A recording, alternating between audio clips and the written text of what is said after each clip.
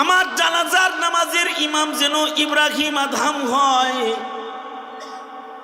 একটা ভালো মানুষের জানাজা যেন আমার নসিব হয়। আমার জানাজাটা যদি একটা ভালো মানুষের ইমামতে হয়, জমানার ওলি ইব্রাহিমের ইমামতে যদি আমার জানাজা হয়, তাহলে হয়তোবা মহান আল্লাহ আমারে মাফ করে দিবে।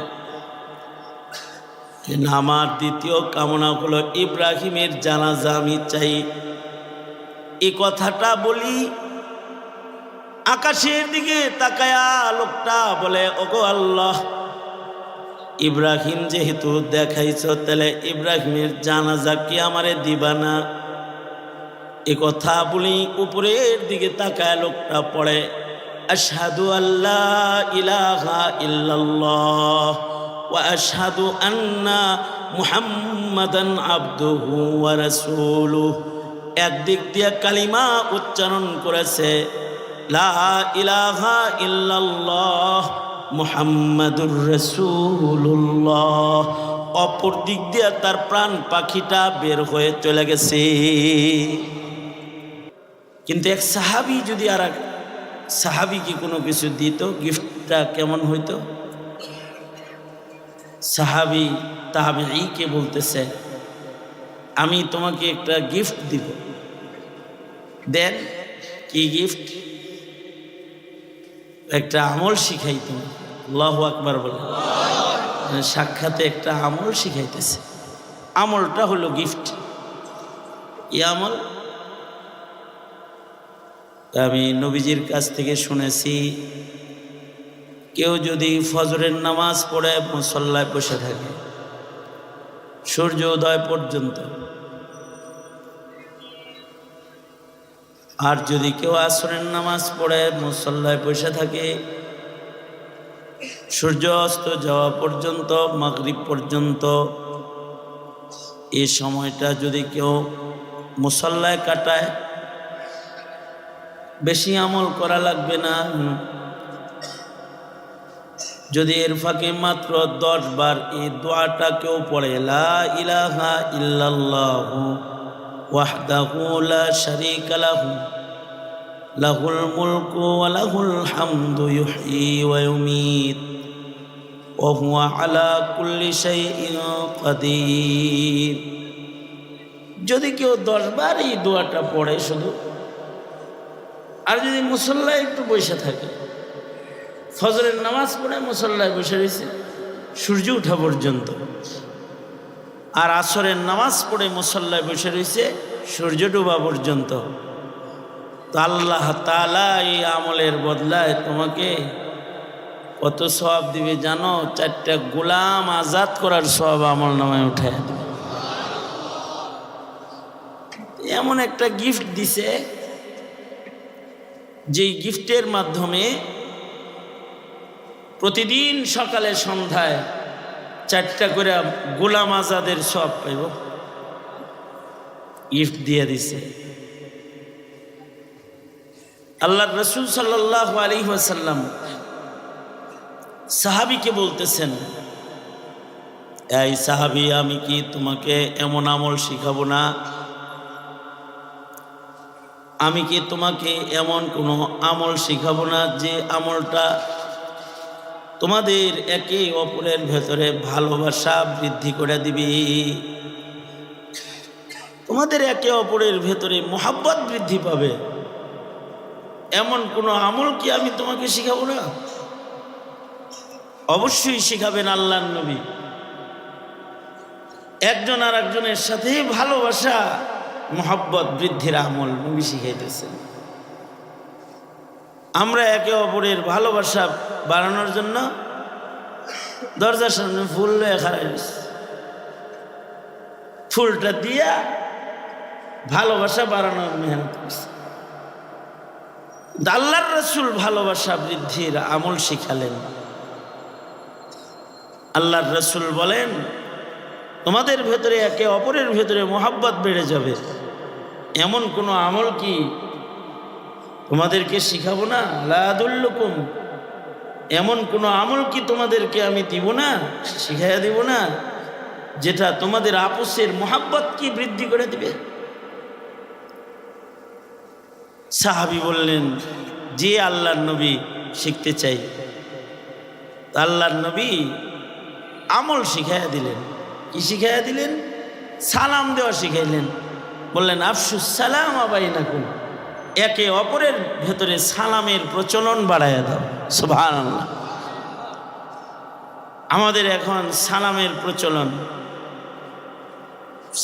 প্রচলন এটা ধীরে ধীরে কমে গেছে, অথচ সালাম দেওয়ার উপকরণ বেড়ে গেছে। আগে সালাম দেওয়ার জন্য কাছে যাইতে হইতো, আর এখন সালাম বাংলাদেশে বৈশা বৈশা আমেরিকায় দেওয়া যায়। মেসেজ পাঠাই দিয়েছে, আসসালামু আলাইকুম, চলে গেছে সেকেন্ডের ভিতরে। সালামটা সিন করছে কিনা তাও এখানে বৈশা আবার দেখে লাইতেছে, দেখছো সালাম সিন করছে, কিন্তু দেখছে কিন্তু কোনো উত্তর দিল না। এখন তো দূর থেকে সালাম পৌঁছানো যায়। দূরের মানুষ এখন কাছের হয়ে গেছে প্রযুক্তির কারণে। একজন আরেকজনকে ভিডিও কলের মাধ্যমে দেখে ফেলতেছে, কাছাকাছি চলে আসছে। পৃথিবীর এক প্রান্ত হতে আর এক প্রান্তে মানুষ সেকেন্ডের মধ্যে ভিডিও কলিং, আমনা সামনা হয়ে গেছে। কিন্তু এই উপকরণগুলোর মাধ্যমে উচিত তো ছিল যে আমাদের ভালোবাসা বাড়বে, এটা উচিত ছিল। কিন্তু আশ্চর্য হলো, এই নেটওয়ার্ক আর মিডিয়া যত শক্তিশালী হয়েছে, মুসলমানের ভেতরে দূরত্ব মনে হয় যেন আরো বেশি বেড়ে গেছে। এক সময় মানুষের কানে কানে কানে কানে খবর আসতো আমাদের কাছে যে ফিলিস্তিনে এই ঘটতেছে, কাশ্মীরে এই ঘটতেছে, আর এখন নির্যাতনের লাইভ দেখতেছে মানুষ। কিন্তু মোহাব্বত নাই, মোহাব্বত কমে গেছে, একে অপরের প্রতি ভালোবাসা নষ্ট হয়ে গেছে। অথচ একজন আরেকজনকে যদি ভালোবাসে শুধু আল্লাহর জন্য, কার জন্য? আল্লাহর জন্য ভালোবাসে একজন আরেকজন। আল্লাহ তাআলা রাজুলানে তাহাব্বা ফিল্লাহ, কেউ যদি কাউকে ভালোবাসে আল্লাহর জন্য, তো ময়দানে মাহশরে যেদিন আর শের ছায়া ছাড়া আর কোনো ছায়া থাকবে না, আল্লাহ তাআলা ভালোবাসাটাকে বাহানা বানাইবেন, উভয়কে আরশে আজিমের ছায়ার নিচে জায়গা দিবেন। ভালোবাসা, আমরা ভালোবাসি স্বার্থের জন্য, দুনিয়ার স্বার্থে একে অপরকে, কিন্তু আসলে মুমিনের ভালোবাসা হলো আখিরাতের স্বার্থে। কিসের স্বার্থে? জোরে আওয়াজ করে বলেন। ইন্নামাল মুমিনুনা ইখওয়াহ, সারা দুনিয়ার মুসলমানরা হলো ভাই ভাই। হাদিসে আছে কাজাসাদিন ওয়াহিদ, সারা দুনিয়ার সব মুসলমান এক দেহের মতো।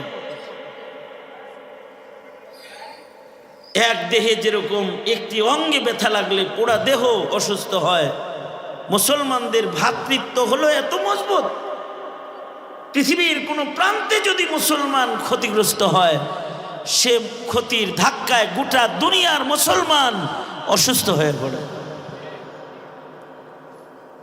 এটা হলো মুমিনের ভালোবাসা। এই ভালোবাসাটা বাড়াইবার কিছু আমল আল্লাহর রাসূল শিখাইছে। একে অপরের ভালোবাসা বেড়ে যাবে। সালাম দাও, আফসুস সালাম বাইনাকুম, একে অপরের মধ্যে ভালোবাসা বৃদ্ধির জন্য সালামের প্রচলন ঘটাও। তবে সালামটা সুন্নত তরিকায় দেওয়া চাই। আমাদের সালাম কিছু বাড়লেও সালামের সিহাত, সালামের সুন্নত তরিকা এটা হারায় গেছে। আমরা এখন শুদ্ধ করে সালামও দিই না। এখন সালাম গলত হয়ে গেছে, অশুদ্ধ হয়ে গেছে। সালাম আলাইকুম, সালাম আলাইকুম এগুলো হইল সালাম হয়ে গেছে। সালাম আলাইকুম যদি কেউ কাউকে বলে, এটার অর্থ হবে যে আপনি মরে যান। সালাম আলাইক, আপনার মৃত্যু হোক, তুই মর। আর আসসালামু আলাইকুম, তোমার উপরে শান্তি বর্ষিত হোক। দোয়া এক ভাই আর এক ভাইকে করবে, সালাম দিবে। কতবার সালাম দিবে?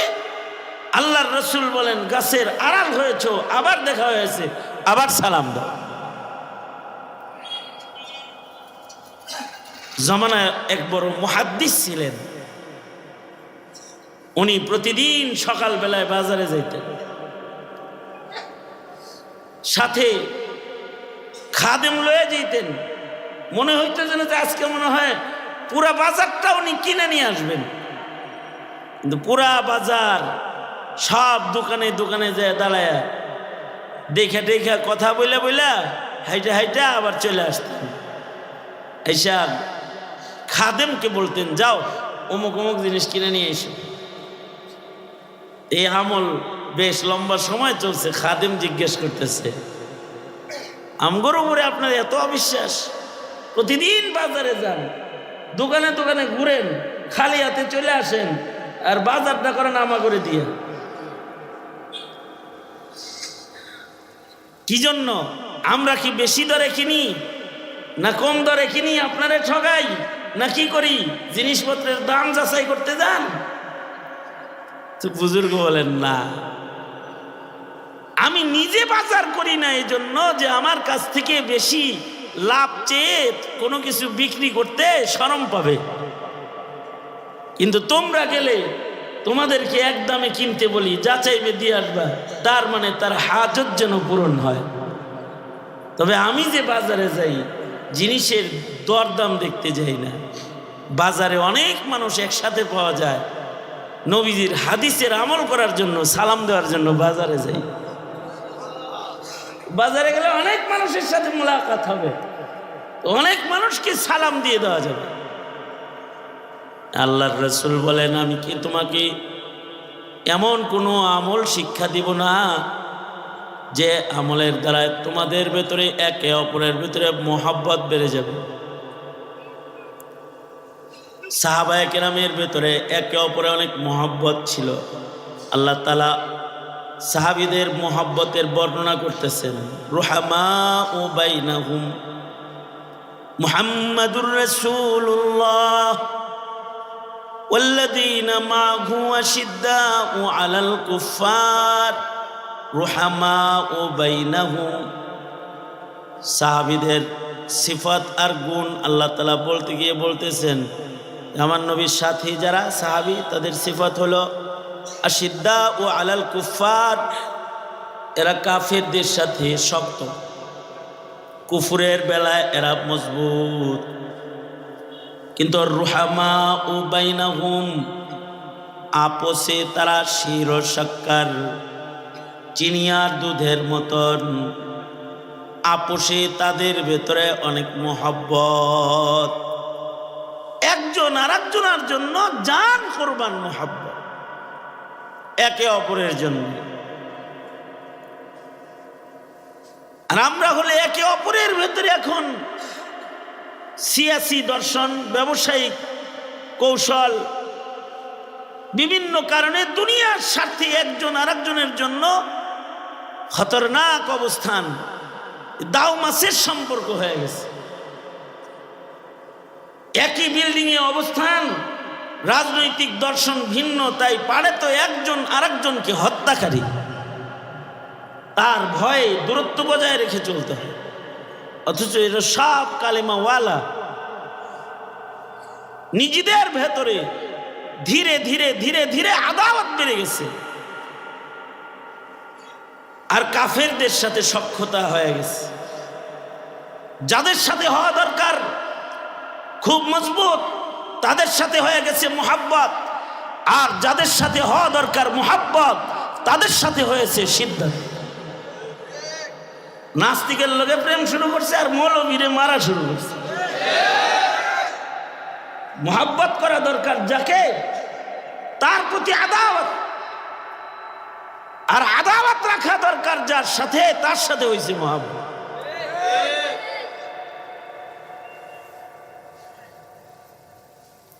এই যে আপোষে যে মুহাব্বতটা, এই মুহাব্বতটার অনেক দাম।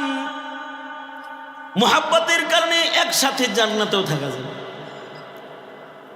আল্লাহর রাসূল বলেন, আল মারউ মা'a মান আহাব্বা,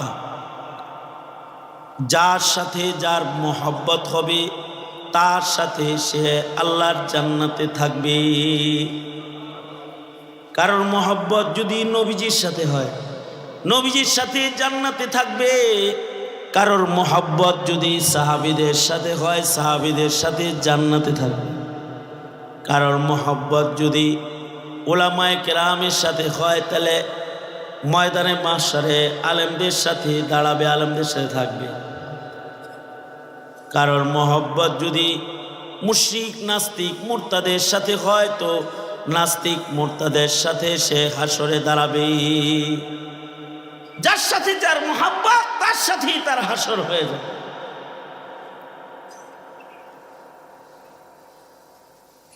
আল্লাহর রাসূল সাল্লাল্লাহু আলাইহি ওয়াসাল্লামকে এক সাহাবী সুন্দর করে গরম পানি দিয়া ওযু করায় দিয়েছেন। সাহাবী, নবীজিকে কেউ যদি ওযু করায় দিত তাহলে নবীজি খুশি হয়ে যেত। অনেকেই নবীজিকে ওযু করায় নবীর কাছ থেকে দোয়া লইছে। আব্দুল্লাহ ইবনে মাসউদ রাদিয়াল্লাহু আনহু নবীজির ওযুর লুটা লয়ে ঘুরতেন। সাহিবুন নালাইন, জুতা লয়ে ঘুরতেন, লুটা লয়ে ঘুরতেন। আল্লাহর রাসূল এমন দোয়া দিছেন যে দোয়ায় তিনি ফকিহ হয়ে গেছেন, বড় আলেম মুফতিদের একজন হয়ে গেছেন সাহাবায়ে কেরামের জামাতের। হযরত আব্দুল্লাহ ইবনে আব্বাস রাদিয়াল্লাহু আনহু রাইসুল মুফাসসিরিন, তিনিও নবীজিকে ওযু করায়া দোয়া লয়ে লইছেন। কারণ ওযু করাইলে খুশি হইতেন কেন? কারণ নবীজির ওযুর পরেই নবীজি দেখা করতেন কার সাথে? তাহিয়াতুল ওযু নামাজ। ওযুর পরেই আল্লাহর সাথে মুলাকাত। যে আমলের পরে আল্লাহর সাথে দেখা হবে, সেই আমলটা যে করায় দিবে, সে কেমন যেন নবীজিকে মাশুকে হাকিকির সাথে তাড়াতাড়ি দেখা করার জন্য রাস্তা দেখায় দিছে। আশেক মাশুকের কাছে যাওয়ার রাস্তা দেখায় দিলে খুশি হয়ে যায় না? আল্লাহর রাসূলকেও কেউ যদি ওযু করায় দিত, নবীজি খুশি হয়ে যেত। একদিন রাতের বেলায় আল্লাহর রাসূল উঠছেন তাহাজ্জুদের নামাজের সময়। রাত্রে গভীর রাতে উঠা দেখে যে ওযুর পানি তৈয়ার আছে, রেডি ওযুর পানি। নবীজি ওযু করছেন। ওযুর পরে নবীজি জিজ্ঞেস করতেছেন উম্মুল মুমিনিন হযরত আয়েশা সিদ্দিকা রাদিয়াল্লাহু আনহাকে, যে আয়েশা, এত সুন্দর করে ওযুর পানি কে রেডি করে রাখছে?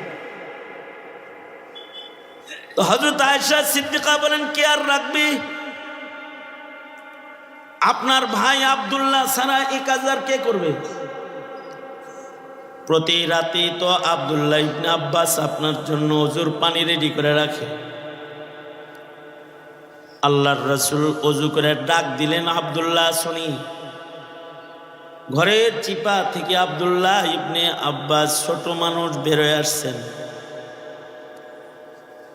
সরওয়ারে দু আলম নবী বললেন, আব্দুল্লাহ, তুমি কি রাতের বেলায় ঘুমাও না? হাবিবে কিবরিয়া আরাম করেন, আমি কেমনি ঘুমাবো? তুমি কি করো? আমার রাসূল ঘুমায় আর আমি নবীজির ঘর সারা রাত পাহারা দিই। নবীজি ঘরে ইবাদত করতেছেন, নামাজ পড়তেছেন, আমি আমার নবীর পাহারাদার। রাতে আমি ঘুমাই না, রাতের বেলায় আপনার ঘর পাহারাদারি করি। আর আপনার এই ওযুর পানি আমি রেডি করি। আল্লাহর রাসূল এত খুশি হইছেন, খুশি হয়ে নবীজি নিজের বুকের উপরের চাদর সরায় ফেলছেন। সরায় দিয়া বলে, আসো আমার চাদরের ভেতরে আসো, আমার বুকে আসো, আমি তোমাকে দোয়া করি। নবীজি বুকে নিয়ে এমন দোয়া দিছেন যে নবীজির কাছ থেকে কোরআনে কারিমের সর্বোচ্চ ইলম ওই দোয়ার বরকতে আল্লাহ আব্দুল্লাহ ইবনে আব্বাসকে দান করেছেন। ওযু করে দোয়া লয়ে লিছেন।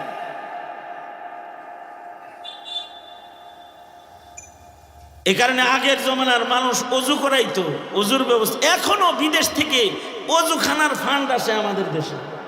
বিভিন্ন মসজিদে দেখবেন ওযুখানা আছে, বানায় দিছে কে? কুয়েতি সংস্থা। নিশ্চয়ই কোনো মুমিন ওযুর ব্যবস্থা করেছে। কেন? এজন্য যে আমি তো ওযু করে নামাজ পড়ি, আমার নামাজ কবুল হয় আর নাই হয়, আমার ওযুর পানির দ্বারায় যদি কারোর নামাজ কবুল হয় তো তার সাথে আল্লাহর জান্নাতে যাওয়ার একটা ব্যবস্থা হয়। ওযুখানা বানায় দিতে হয়।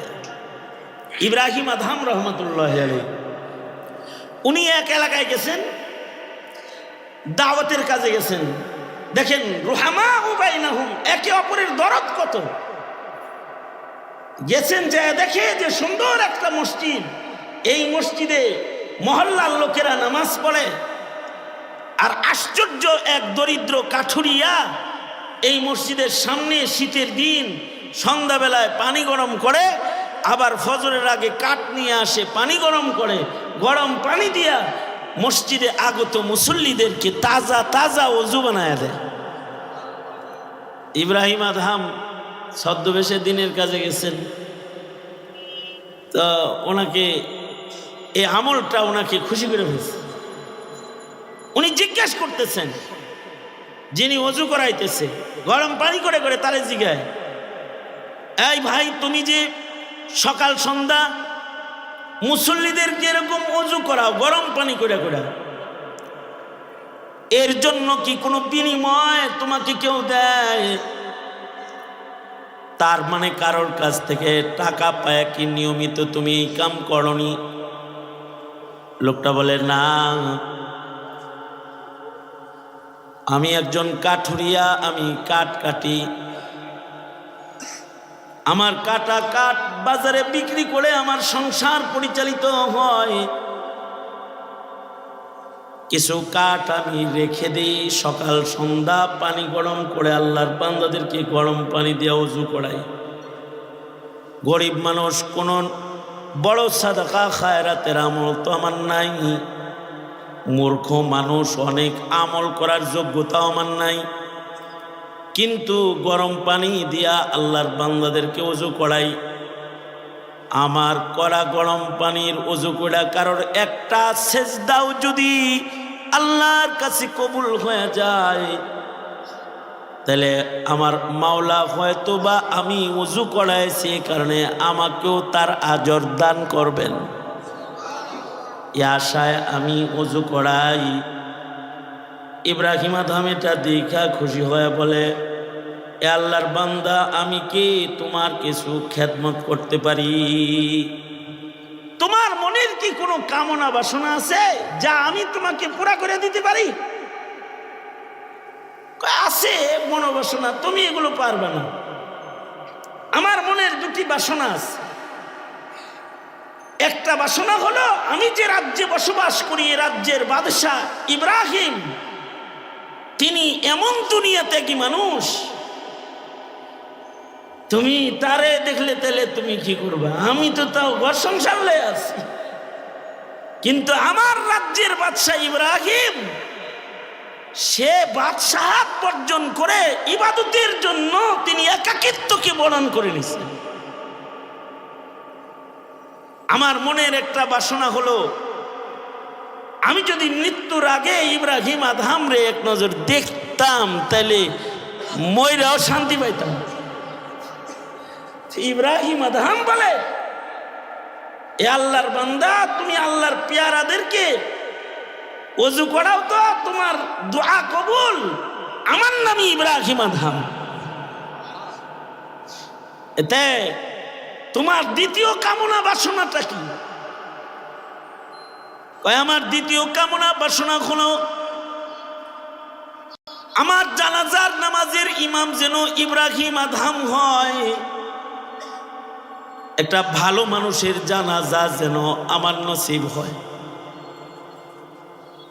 আমার জানাজাটা যদি একটা ভালো মানুষের ইমামতে হয়, জমানার ওলি ইব্রাহিমের ইমামতে যদি আমার জানাজা হয়, তাহলে হয়তোবা মহান আল্লাহ আমারে মাফ করে দিবে। আমার দ্বিতীয় কামনা হলো ইব্রাহিমের জানাজা আমি চাই। এই কথাটা বলি, আকাশের দিকে তাকায়া লোকটা বলে, ওগো আল্লাহ, ইব্রাহিম যেহেতু দেখাইছ, তাহলে ইব্রাহিমের জানাজা কি আমারে দিবা না? এ কথা বলি, উপরের দিকে তাকায় লোকটা পড়ে, আশহাদু আল্লাহ ইলাহা ইল্লাল্লাহ ওয়া আশহাদু আন্না মুহাম্মাদান আবদুহু ওয়া রাসূলুহু। একদিক দিয়ে কালিমা উচ্চারণ করেছে, লা ইলাহা ইল্লাল্লাহ মুহাম্মাদুর রাসূলুল্লাহ। অপর দিক দিয়ে তার প্রাণ পাখিটা বের হয়ে চলে গেছে।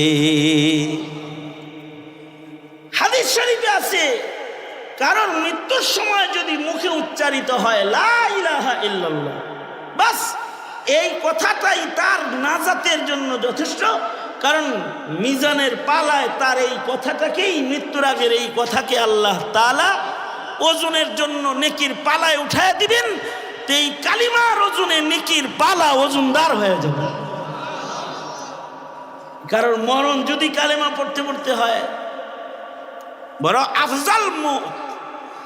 এত সুন্দর মৃত্যু নসিব হইল কি আমল কইরা? আরেক বান্দারে ওযু করায়া, আল্লাহর বান্দাদেরকে ওযু করায়া। এ কারণে আল্লাহর রাসূলকেও কেউ যদি ওযু করাইতো, নবীজি খুশি হয়ে যাইতেন। মুসলিম শরীফের রিওয়ায়াত, এক সাহাবী নবীকে ওযু করাইছে। ওযু করানোর পরে নবীজি এত খুশি হয়েছে, এত খুশি হয়েছে, খুশি হয়ে আল্লাহর রাসূল বলে কি, সালমা শিতা, যা মনে চায় তাই আমার কাছে চাও, তুমি আমার কাছে যা চাবে আমি তোমাকে তাই দেব। আল্লাহর রাসূল বলতেছেন, ওযু করাই দিয়েছে নবীজিকে। নবীজি খুশি হয়ে গেছেন। এবার বলে, তুমি যা চাইবা তোমাকে তাই দিব আমি, চাও কি চাইবা আমার কাছে? সাহাবী বলে, যা চাই তাই দিবেন? হ্যাঁ, যা চাও তাই তোমাকে দেব, বলো তুমি কি চাও? আমরা বলে বলতাম, কারণ নবীজির মুজিজা তো, নবীজি যদি পাহাড়ে সোনা হইতে কয় তাহলে পাহাড় সোনা হয়ে যাবে।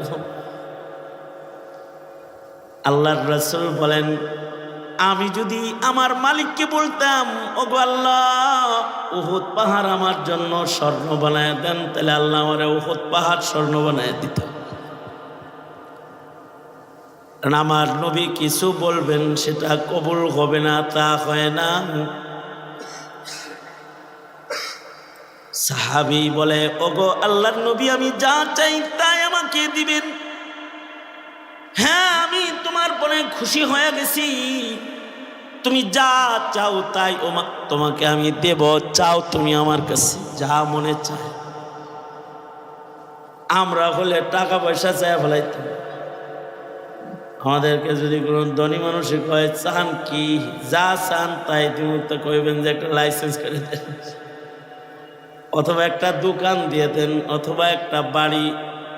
রাজায় যদি কয় কি চাও, তাহলে অনেক কিছু চাওয়ার জন্য আমাদের মুখে চলে আসবে। কিন্তু সাহাবীর নজর ভিন্ন জায়গায়। সাহাবী রাসূলের কাছে আজব জিনিস চায়।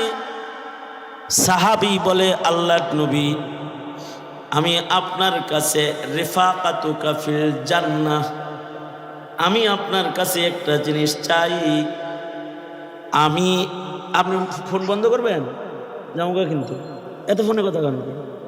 ব্যস্ত তো লেগেছে, অন্য লোক পাঠাইতে পারলেন না?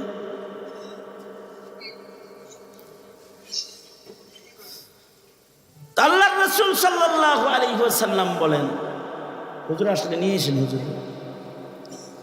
আল্লাহর রাসূল সাল্লাল্লাহু আলাইহি ওয়াসাল্লাম বলেন, তুমি চাও আমার কাছে, যা চাবে তোমাকে তাই দেওয়া হবে। সাহাবী বলে, রিফাকাতুকা ফিল জান্নাহ। আল্লাহর নবী, আমি আপনার কাছে একটা জিনিস চাই, সেটা হলো আমি আপনার জান্নাতি বন্ধু হতে চাই। আল্লাহু আকবার বলেন। কি চাইতেছে? নবী বলছে কি চাও? যা চাইবা তাই দিব। সাহাবী বলে কি? রিফাকাতুকা ফিল জান্নাহ, আমি তোমার কাছে কি আর চামো গো আল্লাহর নবী, আপনার কাছে আমি আপনার রেফাকাত চাই, আপনার সাথে জান্নাতে থাকবার চাই।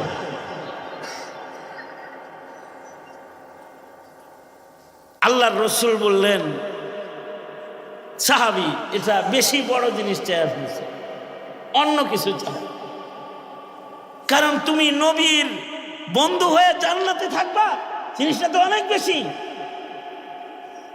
একেবারে আপনি যা চাইছেন, যা চাইতে কইছে তাই দিব বলছে, কইছেন তাই এখন যে আপনার গণভবনটা আমারে দেন, এটা জিনিসটা কিরকম হয়ে গেল না? চাইতে বলছে দেখে আপনি গণভবন চাইবেন? এই সাহাবী চাইতেছে রিফাকাতুকা ফিল জান্নাহ। ও আল্লাহর নবী, আপনি আমাকে যা চাইতে বলছেন, যা চামু তাই দিবেন বলছেন, তাই আমি আপনার কাছে চাইতাছি। আমি আপনার সাথে জান্নাতের ভেতরে একসাথে থাকবার চাই, রিফাকাত চাই। আল্লাহর রাসূল বললেন, সাহাবী এটা বেশি বড় জিনিস চেয়ে ফেলেছ, আর একটু ছোট করে কিছু চাও। সাহাবী তো সাহাবী, সাহাবী বলে আপনার কাছ থেকে আমি এইটাই চাই, এইটা যদি না দেন তাইলে আমার আর কিছু দরকার নাই, এইটা যদি না দেন আমার অন্য আর কিছু দরকার নাই, এটাই দিতে হবে, দিলে আমাকে। আল্লাহর রাসূল সাল্লাল্লাহু আলাইহি ওয়াসাল্লাম বললেন, ঠিক আছে, যেহেতু নাসর বান্দা আমার রেফাকাত চাও, অন্য কিছু তুমি নিবা না, যাও যাও, আমার কাছে থাকার একটা আমল তোমাকে বলে দিই।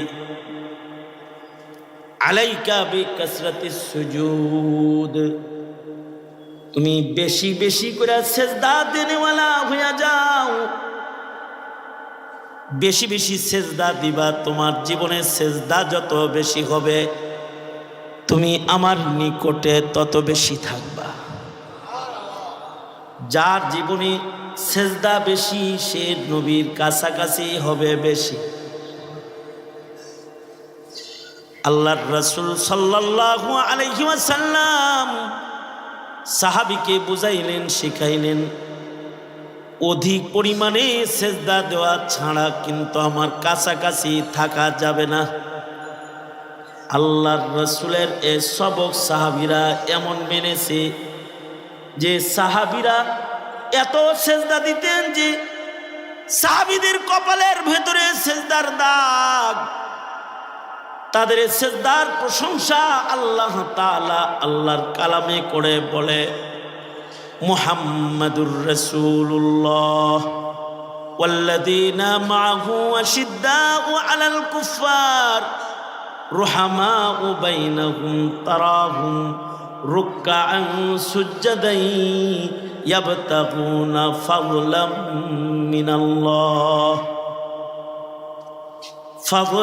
মিনাল্লাহি ওয়া রিদওয়ানা সীমাহুম ফি ওয়ুজুহিহিম মিন আসারিস সুজুদ। তাদের চেহারার ভেতরে সেজদার দাগ পাইবেন। আল্লাহ তাআলা সাহাবীদের গুণ বলতেছেন যে সাহাবীদেরকে তোমরা দেখবে তারা অধিক সেজদা দেয়, অধিক পরিমাণে রুকু দিয়ে সেজদা দিয়ে, অধিক গোলামির মাধ্যমে আল্লাহ তাআলা তাআলার অনুগ্রহ তারা তালাশ করে, আল্লাহ পাকের ভালোবাসা তারা সন্ধান করে। সেজদা বেশি দিতে দিতে দিতে দিতে তাদের চেহারার ভেতরে সেজদার দাগ পড়ে গেছে। ফি ওয়ুজুহিহিম মিন আসারিস সুজুদ। আমাদের জীবনে সেজদা কম, এ কারণে ওলি বুজুর্গদের জীবনে সেজদা বেশি। আমরা সারা রাত ফেসবুক, ইন্টারনেট, টেলিভিশন এলোমেলো কাজে কাটাইতে রাজি, আমরা সেজদায় পড়ে থাকতে রাজি না। আমাদের সেজদা বড় দুর্বল সেজদা। মাথা নামাইতেও দেরি হয় না, উঠাইতেও দেরি হয় না। আর সাহাবীদের নামাজ বড়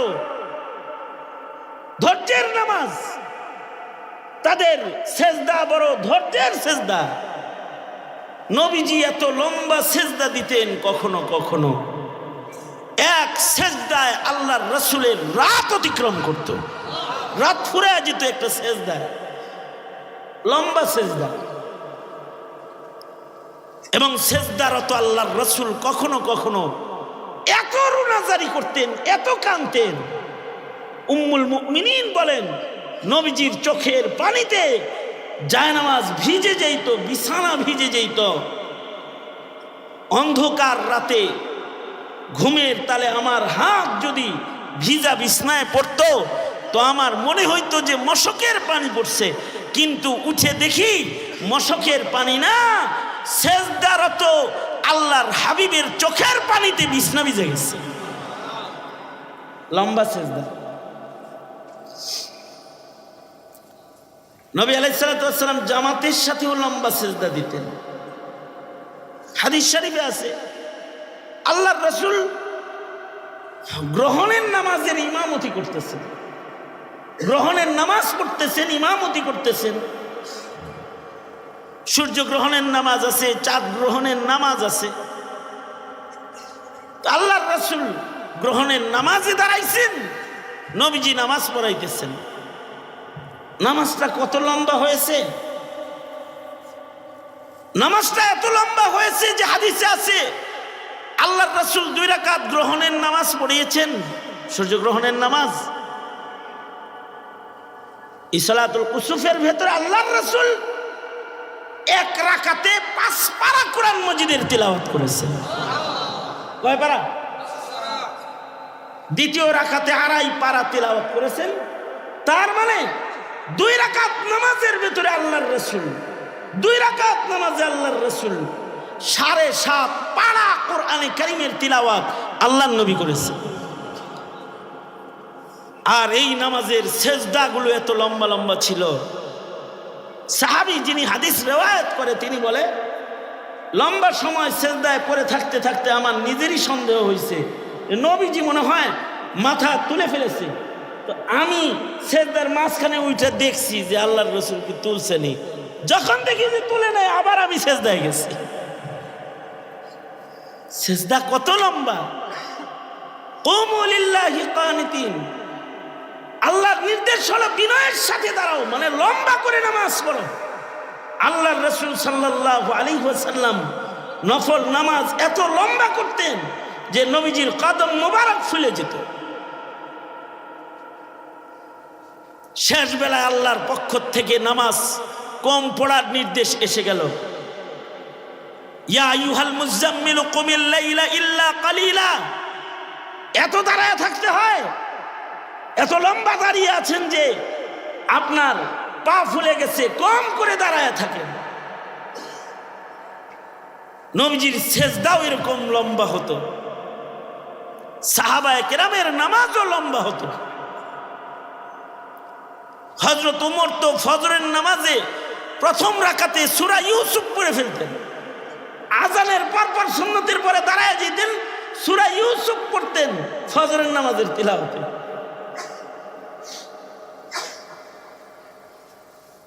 মুআজ ইবনে জাবাল লম্বা করে নামাজ পড়তেন। এক সাহাবী লম্বা নামাজ পড়তেছে দেখা নামাজ ছাইরা দিয়ে চলে গেছে, ঘরে যায় নামাজ পড়ে ঘুমাইছে। আল্লাহর রাসূল সাল্লাল্লাহু আলাইহি ওয়াসাল্লাম, নবী আলাইহিস সালাতু ওয়াস সালাম মুআজ ইবনে জাবালকে অনেক মহব্বত করেন। তো নবীজি যেদিন হযরত মুআজকে আগায় দিতেছিলেন, হযরত মুআজ ছিল উটের উপরে, গভর্নর বানায় পাঠাইতেছেন, আর নবীজি হাইটা হাইটা গেছেন, আর সন্তানকে সাহাবীকে উটের পিঠে চড়ায় আগায় দিচ্ছেন। এই সাহাবী ইমামতি করতেছে, আর নারায়ে তাকবীর, নারায়ে তাকবীর। এই সাহাবী আল্লামা জুনায়েদ আল হাবিব সাহেবের আগমন, খতিবে বাঙ্গালের আগমন, হুজুর চলে আসছেন। আমি আমার কথাটা শেষ করে দিই। সেটা হলো যে হযরত মুআজ ইবনে জাবাল নামাজ পড়াইতেছেন, সাহাবী নামাজ না পড়ে বাদ গেছে, বাড়িতে যে একা একা নামাজ পড়ছে। হযরত মুআজ ইবনে জাবাল তিনি এত খেপছেন, এত রাগ হইছেন। আবার হ্যাঁ, আমি নামাজ পড়তেছি, কোরআনে কারীমের তিলাওয়াত করতেছি, আর তুই কি না নামাজ না পড়ে গেছিস গা, তুই মুনাফিক, তোর গলা কেটে আলাম। সাহাবী, এই বদু গ্রাম্য সাহাবী নবীজির কাছে যায় নালিশ করছে, বলে ও আল্লাহর নবী, আমি মাঠে কাজ করি, ছাগল চড়াই, সারাদিন মেহনত করে আমি ক্লান্ত পরিশ্রান্ত, আর মুআজ ইবনে জাবাল এত লম্বা তেলাওয়াত করে যে আমার দাঁড়ায় থাকতে কষ্ট হয়, দিয়ে হ্যাঁ নামাজ হেরে পড়তে দিয়ে আমি একা একা পড়ছি। আসার সময় দেখলাম কিছু মানুষ আছে ঠেলা গাড়ি যারা টানে, ওদের পায়ের ভেতরে এত শক্তি ওরা প্রয়োগ করে গাড়ি টেনে, ড্রামগুলো টেনে টেনে নিয়ে যায়, ওর পায়ের গোড়ালি তো ব্যথা হয়ে রয়েছে। আর যদি ইমাম সাহেব এরকম একজন ঠেলা গাড়ির চালকরে পেছনে দাঁড় করায় যদি সূরা ইয়াসিন ধরে,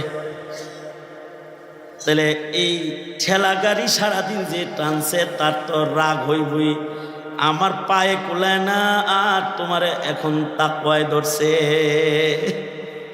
সাহাবী যা বলে, আল্লাহর নবী লম্বা করে নামাজ তো পড়বেই, কিন্তু আমি তো যায়েফ, সারাদিন কাজ করি, আমাকে এইভাবে রেখে এ লম্বা কেরাত ধরছে, এটা হইল? আল্লাহর রাসূল সাল্লাল্লাহু আলাইহি সাল্লাম যেমন লম্বা ইবাদতের ফজিলত বলেছেন, তেমন আবার ইসলামকে সহজ করে দিয়েছেন। নবীজি এই বদু সাহাবীকে বকা না দিয়া হযরত মুআজকে গালি দিয়েছেন, এই কি হয়েছে তোমার, তুমি তো আমার উম্মতের ভিতরে বিভক্তি করে ফেলবা, নামাজের প্রতি অনীহা পয়দা করে ফেলবে, এত লম্বা করে পড়তে বলেছে কে তুমি? তোমার পিছনে মরিজরা দাঁড়ায় রয়েছে, জুআফারা দাঁড়ায় রয়েছে, অসুস্থ ব্যক্তিরা দাঁড়ায় রয়েছে, কেরাত ছোট করে পড়ো। তাছাড়া এদেশের ইমাম সাহেব যারা নামাজ পড়ান, আল্লাহওয়ালা বুজুর্গ, তাকর নামাজ যদি দেখতে হয় রাতের বেলায় তাদের ঘরের কোনায় দাঁড়ায় থাইকো, ঘন্টার পর ঘন্টা তারা নামাজ পড়ে। তারা শুধু ঘরে নামাজ পড়ে না, তারা জেলখানায়ও সারা রাত নামাজ পড়ে। সারা রাত জেলখানায় নামাজ পড়েছে। আল্লামা মামুনুল হক সারা রাত জেলখানায় নামাজ পড়ে। এদেশের আলেমরা সারা রাত দাঁড়িয়ে জেলখানায় নামাজ পড়ে। তাদের নামাজে লাজ্জাত আছে, কিন্তু তারা লম্বা করে পড়ে না। কেন? উম্মতের ভেতরে যদি নামাজের প্রতি নফরত এসে যায়, এ কারণে তারা যখন ইমামতের মুসল্লায় দাঁড়ায় তখন তো আল্লাহর সাথে কথার লজ্জাতে পড়ে যায়। নামাজ আরো লম্বা হতো, কিন্তু উম্মতের ভয়ে তারা ছোট করে নামাজ শেষ করে দেয়, ছোট ছোট সেজদা দেয়, ছোট ছোট কেরাত পড়ে নামাজ খতম করে দেয়। যার জীবনে সেজদা যত বেশি, সে আল্লাহর রাসূলের কাছাকাছি তত বেশি। সাহাবী বলে রেফাকাত চাই, নবীজি বলে পাইবা রেফাকাত। সেজদা যত বেশি হবে তত কাছে থাকবে। এ কারণেই সাহাবীরা বেশি সেজদা দিত। ফি উজুহিহিম মিন আসারিস সুজুদ। আর তুমি ঈদের নামাজ ছাড়া আর কোনো নামাজই পড়ো না, জুমার 2 রাকাত ছাড়া আর কোনো নামাজ পড়ো না। না, ফরজ, ওয়াজিব, সুন্নত, মুস্তাহাব্বাত যত নামাজ আছে সকল নামাজের আমল কাম্য। ইনশাআল্লাহ বলুন। জোরে আওয়াজ করে বলেন ইনশাআল্লাহ। খালি কি ফরজ পড়বেন নাকি সকল প্রকারের নামাজ পড়বেন? বেশি সেজদা দিবেন, কারণ বেশি সেজদা দিলে নবীর রেফাকাত পাওয়া যাবে, কাছে থাকা যাবে ইনশাআল্লাহ। এই সাহাবীদের কিছু সিফাত, কিছু আমলের তোহফা আপনাদের সামনে বসে বসে মুজাকারা করলাম। জব পানি আ গিয়া তো তায়াম্মুম খতম। প্রধান অতিথি চলে আসছেন, তো আমার কারামতি শেষ হয়ে গেছে। এই পর্যন্ত বলি, আমার আলোচনা আজকের মতো এখানে ইতি টানছি। কখনো মৌকা হলে আবার কিছু কথা হবে।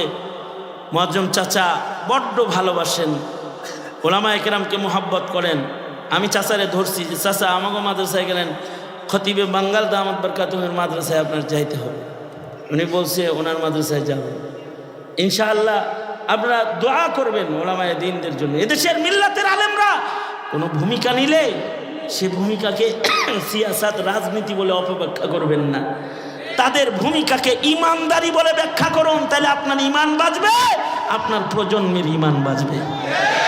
আর যদি ওইটাকে রাজনীতি বলে অপব্যাখ্যা করেন, তাইলে অপেক্ষা করো, জানাজা পড়ার মানুষ পাইবে না, জানাজা পড়ার মানুষ পাবে না।